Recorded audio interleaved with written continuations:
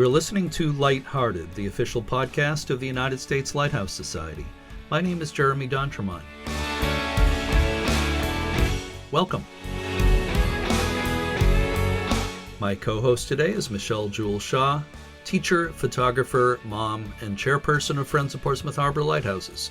Hi, Michelle. Hi, Jeremy, and hello to all of our listeners out there. This is episode 93 of Lighthearted, scheduled for December 14th, 2020. On December 14th, 1857, New Dungeness Lighthouse went into service, and it's been operating continuously for 163 years. It's at the tip of the 5-mile-long Dungeness Spit in Sequim, Washington. I got a distant view of it on one of my trips to Washington. I hope I can see it up close sometime, although a 10-mile round-trip walk on sand is a little daunting. In any case, a shout-out to our friend Chad Kaiser, general manager of the New Dungeness Light Station. On December 14, 1903, the Wright Brothers make their first attempt to fly with the Wright Flyer at Kitty Hawk, North Carolina. Wilbur was the first pilot, but the first flight was only 3.5 seconds. After repairs, they tried again 3 days later, and Orville flew the Wright Flyer for 12 seconds, covering 120 feet. The Wright Flyer was the first aircraft to achieve controlled heavier-than-air flight. Also on December 14, 1916, the American writer Shirley Jackson was born. She's remembered as the author of novels and short stories like The Haunting of Hill House and The Lottery. In The Haunting of Hill House, she wrote, quote, "No live organism can continue for long to exist sanely under conditions of absolute reality. Even larks and katydids are supposed by some to dream," unquote. Sounds right to me. And I think lighthouses provide an outlet for people to dream. Someone told me that we're going back to England for this episode. Is that right, Jeremy? As a matter of fact, it is. We're going to talk about Chance Brothers, one of the great manufacturers of Fresnel lenses for lighthouses and other glass products. Our guest is Mark Davies of the Chance Heritage Trust. Michelle, please help me tell our listeners about Chance Brothers and Mark Davies. Sure, Jeremy.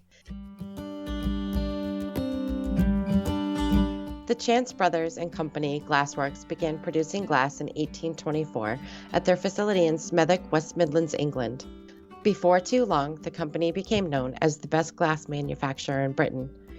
In addition to producing sheet glass, Chance Brothers perfected the methods of manufacturing optical glass for telescopes.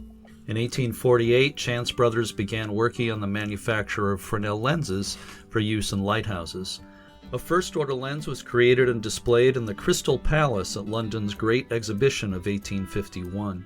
The great Scottish lighthouse engineer Alan Stevenson called the lens fine work, but noticed that the glass had a distinct greenish tinge. The company perfected the creation of glass with a lessening of the green tinge and began the manufacture of lighthouse lenses of various sizes in 1855. Also, James Chance worked with Trinity House to adjust the lenses already in British lighthouses so that they were more efficient. The company's lenses were eventually used in approximately 2,500 lighthouses worldwide.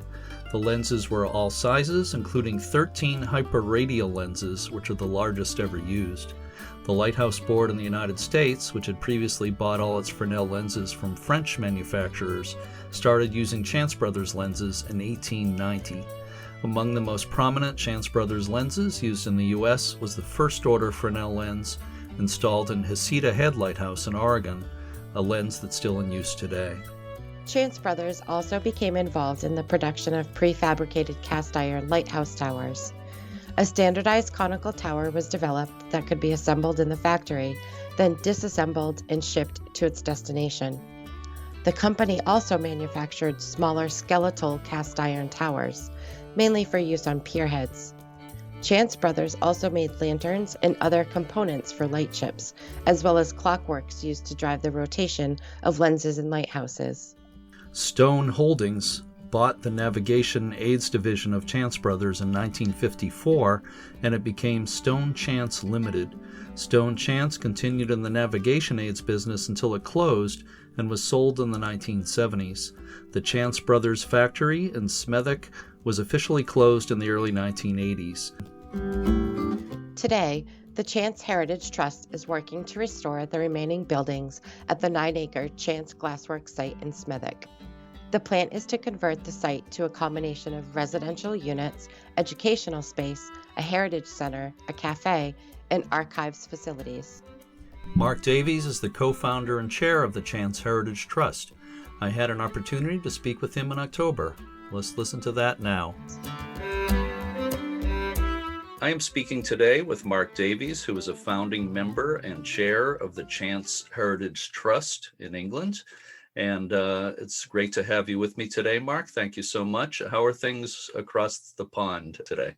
Hi, Jeremy. Good to speak to you. All good here, thank you. Obviously, we're all coping with the dreaded COVID, but coping and we're just carrying on as best we can. Same story over here. We're going to talk about the Chance Brothers legacy today and what's happening with the facility there in Smethwick. Am I pronouncing that correctly? Yeah, that's absolutely correct. Smethwick, Spon Lane, Smethwick.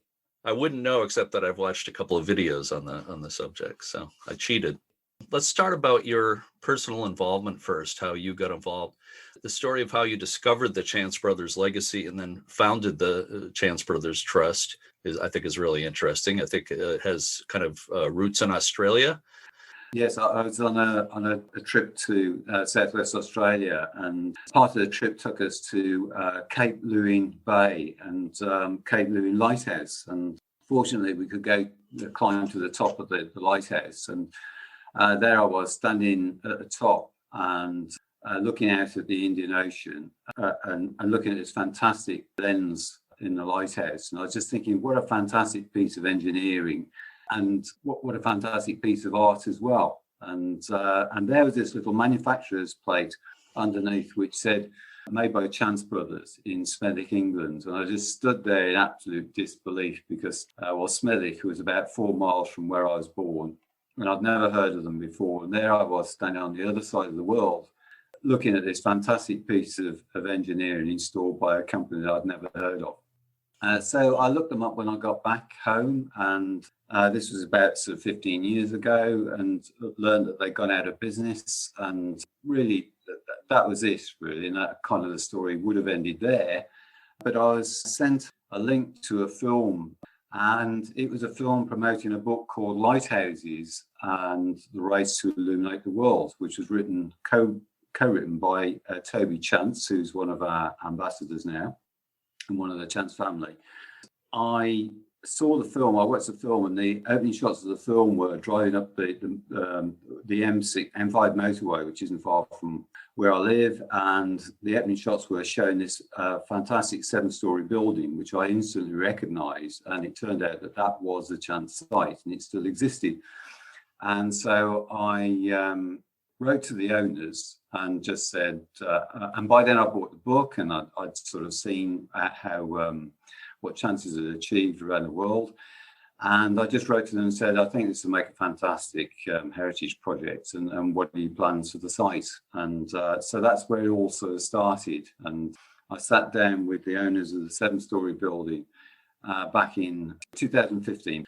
Funny how we never know where inspiration might lead us or where the next inspiration is going to come from. Of course, we're mostly going to talk about lighthouse lenses today, but they were famous for many other things besides lenses. Maybe you could tell us a little bit about that. Oh, gosh, yeah. Apart from producing the lenses, they made all the glass for the Crystal Palace for the Great Exhibition, and we might talk about that some more a bit later on. They made an absolutely wide range of items. They developed the first cathode ray tubes with John Logie Baird. So that was, and cathode ray tubes were used for radar, and they were in the first televisions. They made flat roll glass, which is a sort of patterned glass, coloured glass, stained glass windows they produced. They invented fiberglass. They got sheds full of the stuff, but never knew what to do with it. So they never actually made a commercial living out of it. They produced the first sunglasses, heat-proof glass, fluorescent tubes. So they had just a phenomenal sort of range of products, and they went into ornamental glass towards the end of their life. There's thousands of pieces of ornamental glass around the world produced by Chances as well. So they just had a fantastic legacy. And of course, they were as much engineers as they were producers of glass. And a lot of the mechanisms that were produced for lighthouses, the clockwork mechanisms and lots of ancillary equipment, were all produced by them. I understand Chance Brothers also played a role in the famous Big Ben bell tower in London. Yeah, that's right. What happened there was that there was a fire actually. The Houses of Parliament were burnt down back in 1834. So they did actually install glass in all the Houses of Parliament. And then, of course, the Tower of Westminster, which houses Big Ben, which is the bell, they glazed all of the faces of Big Ben, the clock faces, in 1956, apparently. I regret to say they're refurbishing what is now called the Elizabeth Tower, and they're refurbishing it at the moment. Unfortunately, they're replacing all of the chance glass. So rather sad. We were trying to get hold of some at the moment so we can have an exhibition of some of the old clock face glass one day, sometime in the future. So let's talk about the Fresnel lighthouse lenses made by Chance Brothers. The first Chance Brothers lens was a first order lens, a very large one that was displayed at the Crystal Palace. You mentioned the Crystal Palace a few minutes ago. It was displayed there. That was part of London's Great Exhibition of 1851. I'm curious, could you tell us a little bit more about what the Crystal Palace was? The Crystal Palace was an idea by Prince Albert, and I'm sure you've all heard of Queen Victoria. So Albert, her husband, was very entrepreneurial and very innovative, and he came up with the idea of building an exhibition space to showcase British products, but not only British products from around the world. And so it was the first sort of international business exhibition, and it was a huge site, and there were 900,000 square feet of glass in the Crystal Palace. Must have been an amazing site. The final design only came up about 10 months before it was due to be built, and so it only gave Chance's 9 months to produce that amount of glass. And so it was a tremendous feat of engineering to be able to produce the glass so quickly in such a short period of time. There are beautiful drawings of the Crystal Palace. They're pretty impressive. That's right. There's some fantastic pictures. Yeah, it was an amazing achievement. Chance Brothers was the first company outside France. Of course, France is where the Fresnel lenses were invented by Augustin Fresnel in the early 1820s. But Chance Brothers was the first company outside France to get involved in the creation of those lenses. How and why did Chance Brothers get into the manufacture of lighthouse lenses? Apparently, it was an idea by James Timmins Chance, who first suggested the idea, I think, in discussions with Trinity House. It started in about 1845, apparently. The whole process was accelerated by Georges Bontemps, who came over from France. In fact, I think he escaped from France. And he joined Chance's, and he brought with him a lot of knowledge of specialised glassmaking. And so that's kind of where it all sort of started off. And Bontemps actually recruited various people with expertise from France, and so that's where it started. Apparently, the reason why they advanced the science so much was that Chances were able to remove the colour, because apparently there were lots of issues with the colouring glass. A lot of flaws, lots of bubbles, and different flaws, and so really they advanced the technology by improving the quality of the glass that was being produced. The other thing they did as well was to improve the lighting, the methods of lighting in lenses, because I think it started off as candles and then progressed to oil and then gas burners, and then progressively carbon arc lighting was introduced, and of course that made a huge difference. I understand Chance Brothers also worked at kind of adjusting the lenses that were already in lighthouses to kind of maximize their their power.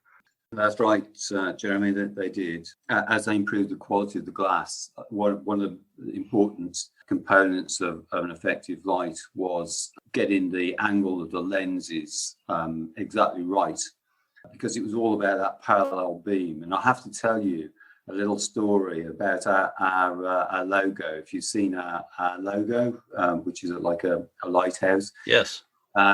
There is actually a company that still operates as Chance Glass in Malvern, producing laboratory glass, which was a management buyout back in the 70s.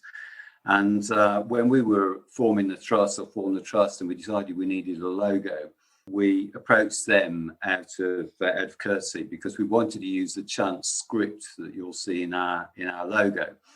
And so we came up with a design which looks exactly as you see it today, but with you'll see the beam sort of fanning out as you normally picture most lighthouses. And so we sent this artwork over to them and said, is it okay if we use this?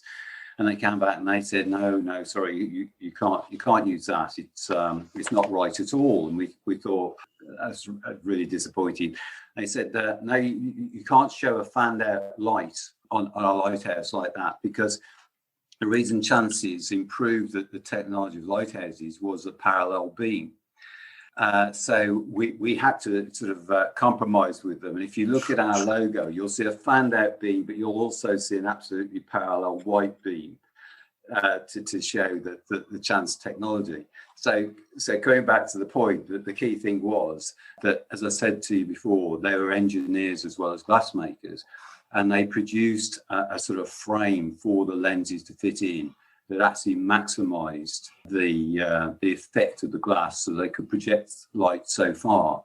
So it was a huge step forward in marine technology and marine navigation. It was a sort of GPS of its day. Oh, yeah, absolutely. Some people think lighthouses have been replaced by GPS. That's not quite true. Lighthouses are still a good backup to modern electronics. They're not quite as central to navigation as they were back in the 1800s. They're not, but I think there'd be a great outcry if they started to decommission lighthouses. There's a lot of these sentinels, aren't they, of a sort of history that's gone before us. So it'd be a great shame if we lost them. Absolutely. It was interesting what you said about the logo. I was thinking about that because traditionally, a lot of companies and organizations use lighthouses as logos, and traditionally they'll portray them with that fanned out beam, as you described. That's very typical. And I kind of know better than that. I know that's not how the lenses actually project the light, but we're so used to it. It's kind of a convention that's used all the time. I understand that Chance Brothers lenses were used in approximately 2,500 lighthouses worldwide. I was looking at a list of lenses in the United States. Actually, the U.S. Lighthouse Society, this podcast is for the U.S. Lighthouse Society. The U.S. Lighthouse Society and a friend of mine, Chad Kaiser, has worked a lot on that, a list of Fresnel lenses that still exist in the United States, both in lighthouses and in museums. And I was looking to see what Chance Brothers lenses are listed there. There are some very prominent ones, a couple in California, Point Cabrillo or Cabrillo, and Anacapa Island, Plymouth Lighthouse, Baker's Island in Massachusetts, Staten Island, Buffalo Harbor in New York, and Heceta Head in Oregon has a first order lens. It's one of the best known lighthouses in this country. Could you say a little bit about what other prominent lighthouses in the UK maybe have Chance Brothers lenses? The ones that spring to mind is Eddystone Lighthouse, which is actually, funny enough, south of Plymouth in England. So Eddystone is quite a famous Chance lighthouse. Portland Bill Lighthouse, then the southwest is another one that springs to mind. The third one that springs to mind is Happisburgh Lighthouse. It's on the east coast, not far from Norwich. And that, funnily enough, is the only privately owned lighthouse in the country, and that's still got a Chance lens shining away. So that's really good news. But I think there's quite a considerable number of lighthouses around the UK that all had Chance lenses of one size or another. Quite interestingly, we've been offered a lens there's a fantastic museum in Scotland called the Scottish Museum of Lighthouses, and they have some beautiful lenses there. And they've actually offered us a lens on very long-term loan. It stands over 12 feet high and weighs about 4.5 tons. We're hoping to put that on the top of our lighthouse that we're going to build, and perhaps we'll talk about that in a little while. But yeah, so I think the majority of lighthouses in the UK actually were all chance lenses of one size or another. And a lot of them are still in place today. Yeah, unfortunately though, Trinity House are updating their lighthouses, and they're putting in these sort of LED lights in favour of these beautiful lenses, I'm afraid. But they're being careful about what they do with their lenses afterwards, and some are being brought down and put on display at the base of lighthouses. It's so sad to see them coming out, and it would be wonderful to see them continue. I agree. Yeah, whenever possible, I think it's best to keep one of those lenses, so-called classical lenses, in the lighthouse. But I guess displaying it on the site is the next best thing. So besides the UK and the United States, were Chance Brothers lighthouse lenses used in other countries as well? They certainly were. In fact, I think it would be easy to say, what lighthouses around the world didn't use chances. There's a delightful map which you can see on our website, and it was in the book I mentioned previously about lighthouses and a race to illuminate the world. And this map shows where the chance lenses were installed around the world, and it's amazing. I think there's about 64 in New Zealand and about 135 in Australia. They are literally all around the world, huge numbers of them. Yeah, wherever you go in the world, as I experience in Southwest Australia, they're still there. And we're just doing an exercise at the moment, actually. We're working on a project based on the Commonwealth Games, which are coming up in 2022. What we're trying to do is put a cultural project together which relates to lighthouses around the Commonwealth, and we're starting to plot where all of those are. And there's one of our volunteers who's doing a splendid job on that at the moment, and I think he's up to about apparently there are 3,500 lighthouses in the Commonwealth, of which 80% are still operational. Wow. So there's an awful lot still out there, still operating, which is great news. But there are also some outside of the British Commonwealth, correct? Other countries as well. Yes. Yeah. Yeah, Mm-hmm. China, Japan, India, Africa. They are literally across the world. Right. Let's talk a little bit about some of the other stuff, lighthouse-related items, equipment, that kind of thing that Chance Brothers produced. And actually, they also produced some lighthouses, manufactured some cast iron lighthouses. What was important about that? What was special about the cast iron lighthouses they developed? Well, cast iron lighthouses were produced because traditional lighthouses were very expensive to build and very difficult sometimes to build. I mean, we've all seen where some of these lighthouses are built and how they managed to do it with the technology they got at the time. I'll never know. But they were very expensive to build, and so cast iron plated lighthouses were developed because they were much cheaper to build. So they were able to construct them at Chances, actually build them, and there are pictures of lighthouses that have been built on site to make sure they sort of fit together, and then dismantled and then shipped out to various locations around the world. And there's one that sort of springs to mind at the moment. It's on the west coast of India, Jagar Lighthouse it's called. And we've actually got some original blueprints of that particular lighthouse, which look absolutely amazing. And that lighthouse is still operational today. So that's just one example. But yes, it was so they were just cheaper to build. They produced other things related to lighthouses and navigation. Yeah, I mean, apart from lighthouses, that they also built sort of lighting towers to go on ships. They produced buoys and other sort of marine-based lighting for ships. In fact, what I hadn't appreciated, there's a splendid book that's still available in paperback. It was written in 1910, I think it was. What I hadn't realised until I was reading this book, that apparently they not only revolutionised the lighthouse technology, but actually an awful lot of shipping was lost because they just ran into one another at sea because they couldn't see one another. It took them a long time, nearly 10 years apparently. They designed molded glass lenses to use on ship, and that projected light for up to about 3 miles. So they they developed these sort of navigational red and green lighting for shipping, but it took about 10 years to persuade the shipping industry to adopt it.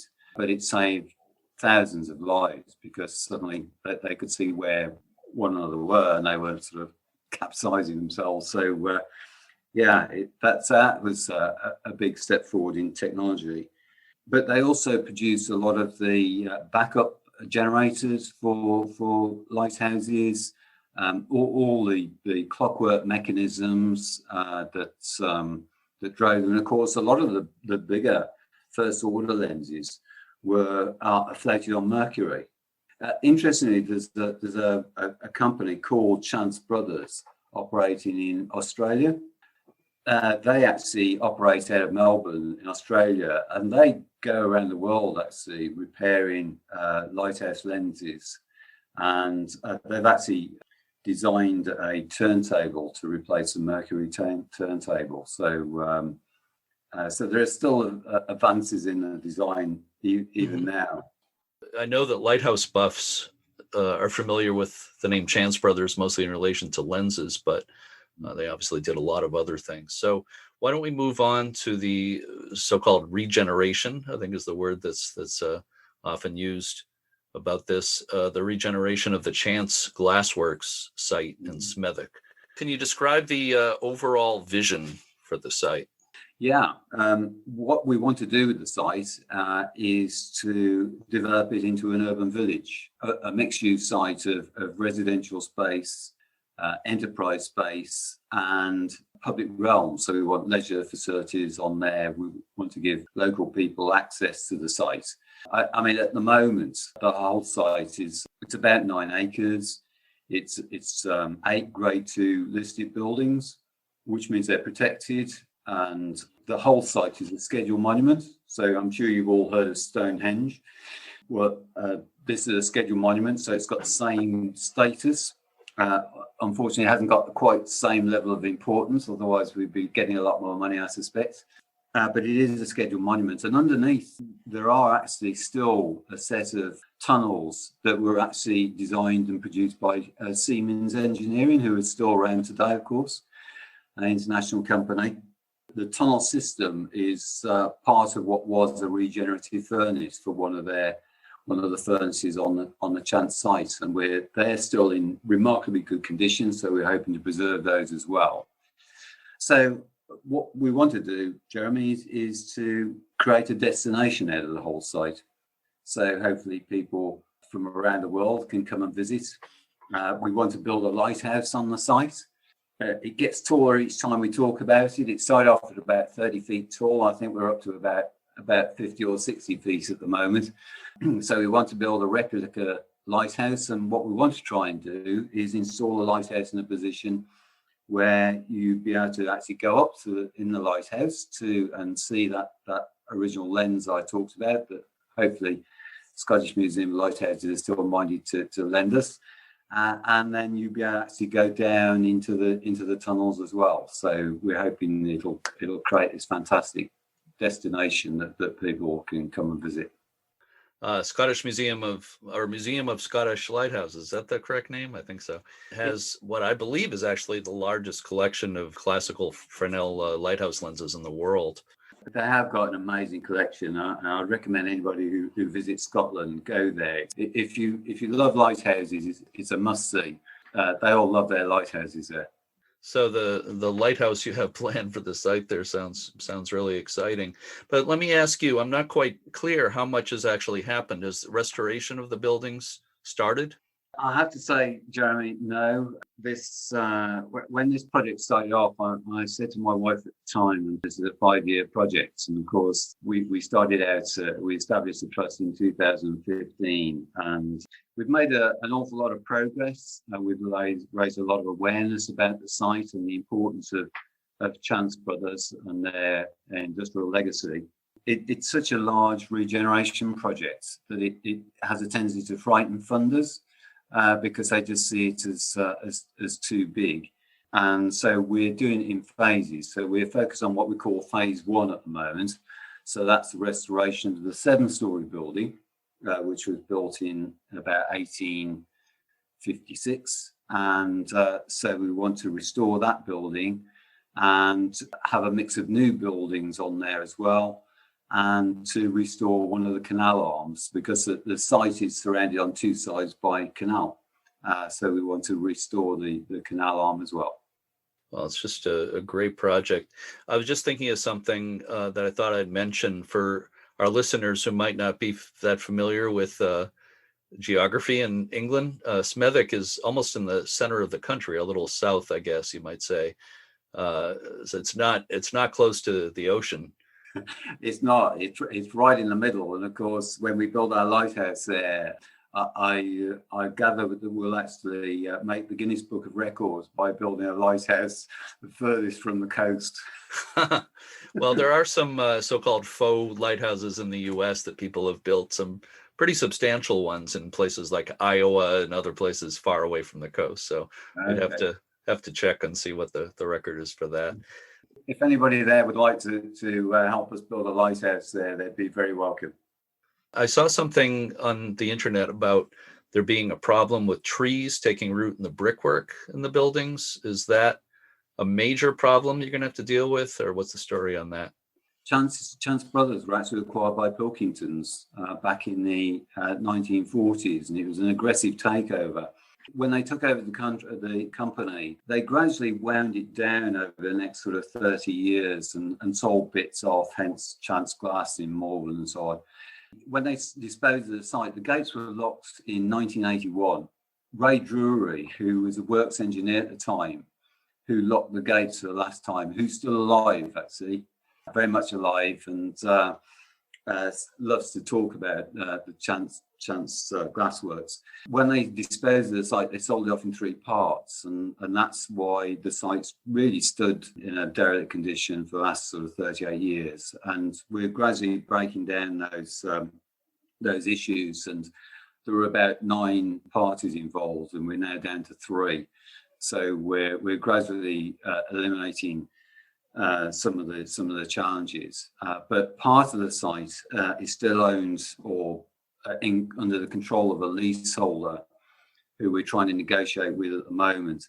Unfortunately, they're not too bothered about the state of the buildings, and we've got these trees growing out of them. And of course, as the trees get bigger, the more damage they're doing to the buildings. So the sooner we can get in there, get control of this, and do something about restoring these beautiful buildings, the better, really. You mentioned how part of the plan really is to make it a destination that people are going to want to visit, and part of that is a heritage center. That's correct. We want to build a heritage centre. I mean, what we want to do is want to make this site really a vibrant place. So it's not all going to be a museum, but part of it is going to be devoted to a heritage centre, which is going to feature the Chance archive. Because there's a huge archive of chances, still in different locations at the moment. So it's going to be an opportunity to bring all of the Chance archive together. We will have a lot of Chance products on show, and as I say, hopefully if we can get 1 or 2 more lenses, that would be really great. So yeah, it's going to feature the Chance history and their amazing industrial legacy. And I think a cafe is also planned as part of the. Yeah, we'll certainly have a cafe there, and one or two, and even a bar, I suspect. What do you think a revitalized Chance Brothers site will mean for that area? And the Smethwick is in an area called the Midlands, is that correct?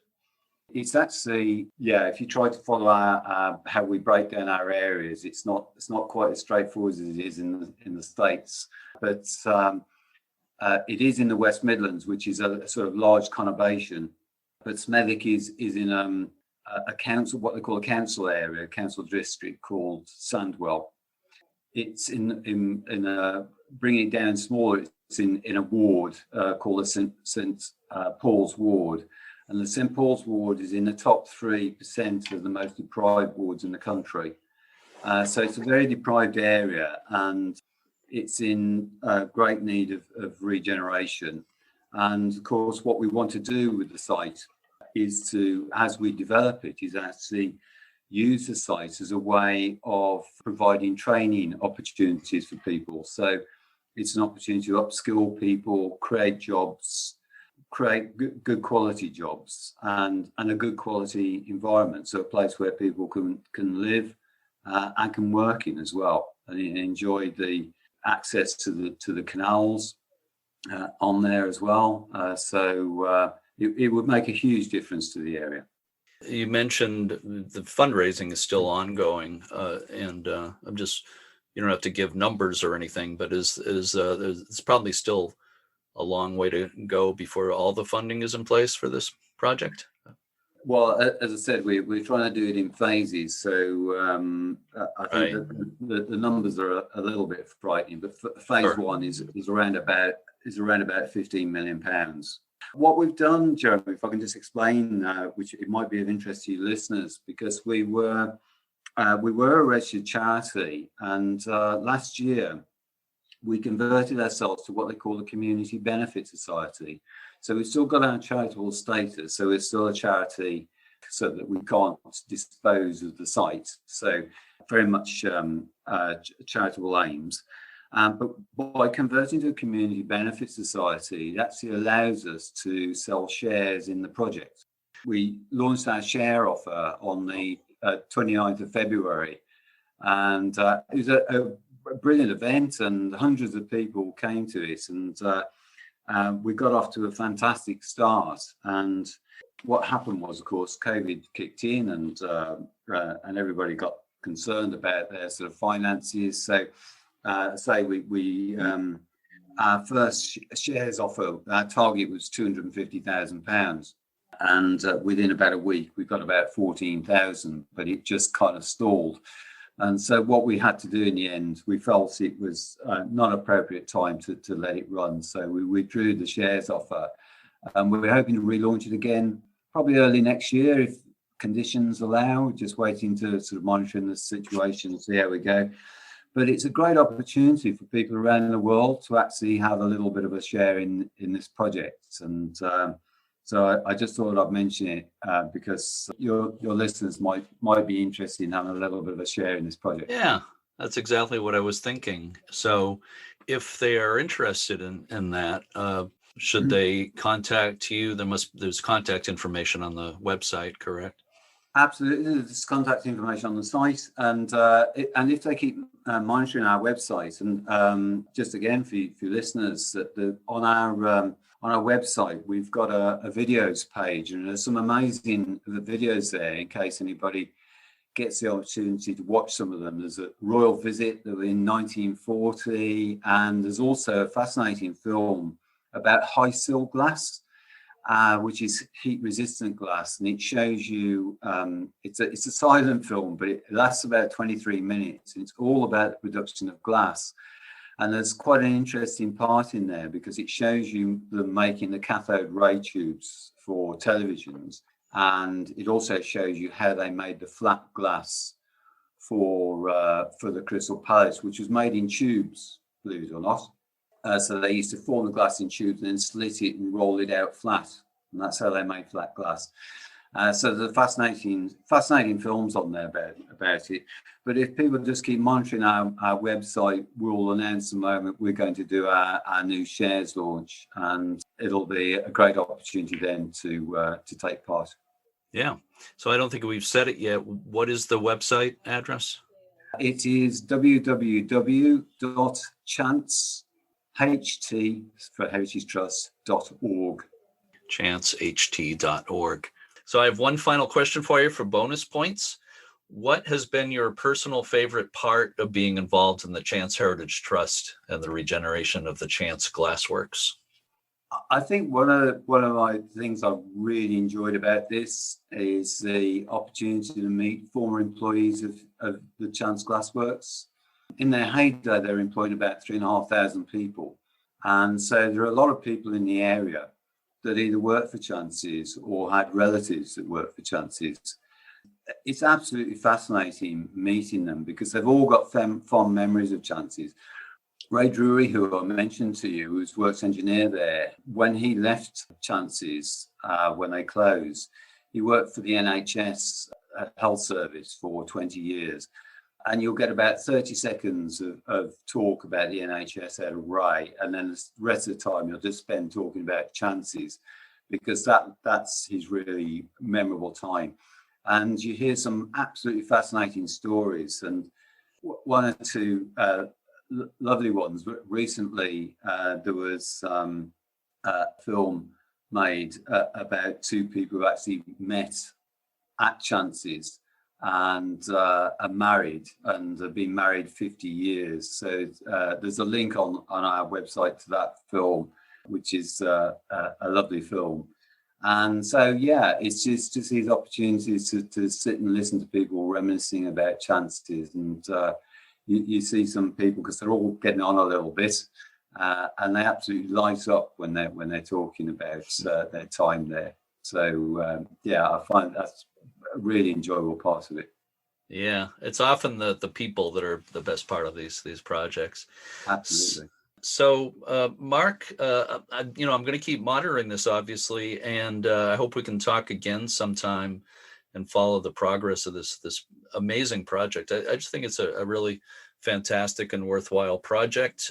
Nothing worthwhile is ever easy, I guess. You're gonna make it. I know it. There's a strong will there, and where there's a will, there's a way. So it'll happen. Anyway, I want to wish you all the luck in the world, Mark Davies, chair of the Chance Heritage Trust, and I want to thank you for spending this time with me today. Thank you, Jeremy. I really enjoyed it. I have to say, as an aside, at every meeting I've attended, if I had £1 for every time somebody said to me, this is complicated or it's difficult, I could have built it twice by now.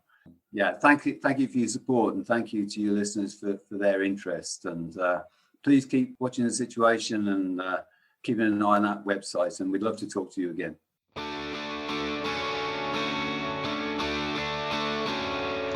Thanks to our guest, Mark Davies. Again, to learn more about the Chance Heritage Trust and the history of Chance Brothers, go online to chanceht.org.